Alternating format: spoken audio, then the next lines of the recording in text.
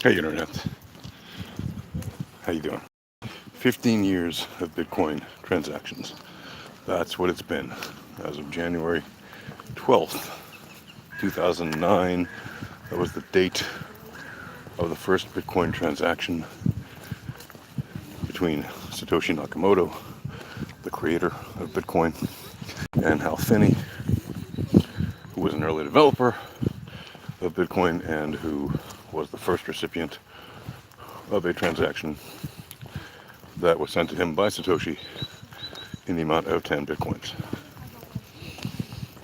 That was on January 12th, 2009, meaning in another 10 days from now, it will have been 15 years since that happened. And on that momentous occasion, you could say arguably the entire system of finances and transactions of value changed. In what sense? By what measure? Well, in the sense that by having a working cryptocurrency that prevented double spend and that was able to be, monitored, managed by an open ledger, public ledger, where every transaction from the history of the network could be seen.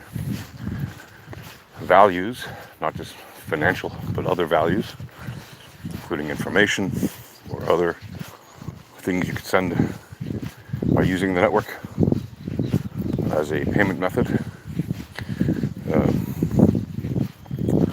have altered the balance of power in the finance world. What do I mean by that? Well, simply put, the network, which it does two things. One is a payment network, and two is a network that secures itself by having as many nodes as possible running the Bitcoin code,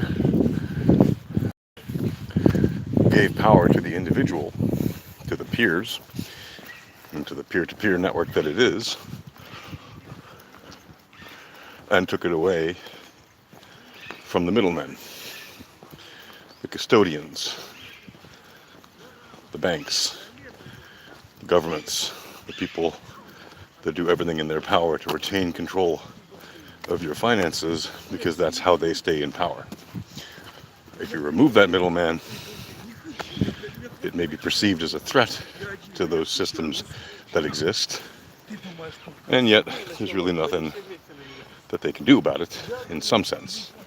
Why? Well, because if a Bitcoin is a Bitcoin and your finances are controlled by you, and you control how many Bitcoins you have, and you control how much cryptocurrency you keep in your wallets, your crypto wallets, and you don't give control of your seed phrase or of your crypto to any middleman or custodial service, then you are effectively your own bank.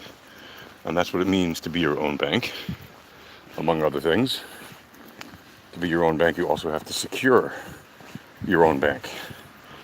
What does that mean? Well, that means just like if you go to your regular bank, where you trust them to control your money, you're trusting them to control and manage the security of their bank so that they don't get hacked, they don't get robbed, they don't otherwise lose control of your funds, and that whenever you want access to them, your access is unfettered.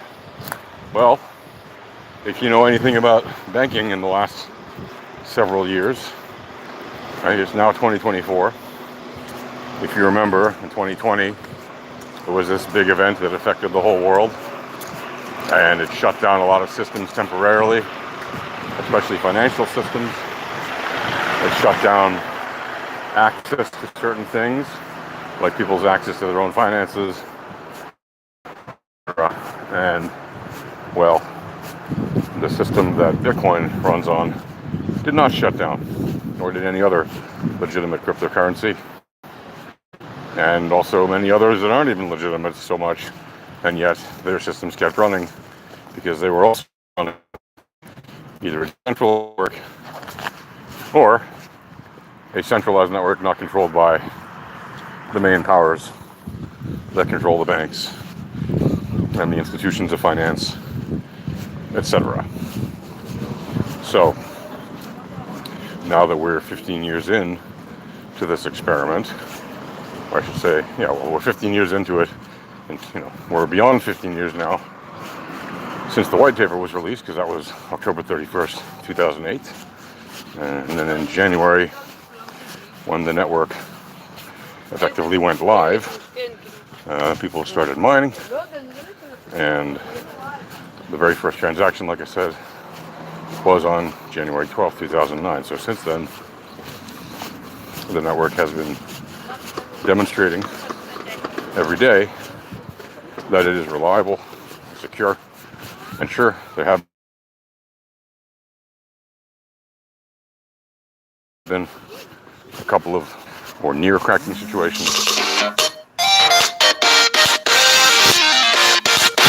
Well, anyway, seems I've reached the end of this stream very quickly. And my point is, it's been 15 years of proving that the network works, that it's reliable and secure, despite a couple of strange things that happened along the way. A few things that were unexpected but not unforeseen, in the sense that they were things that were remediable, and they were remedied. And overall, the network runs great, and it has given the individual power to finances unlike any other system we've seen to date until that point in the history of mankind. And yeah, so on that note, happy upcoming 15th anniversary of the first Bitcoin transaction, and may you have a healthy, happy, and prosperous year. May all the Bitcoins and Satoshis be with you, especially if they're yours. Cheers.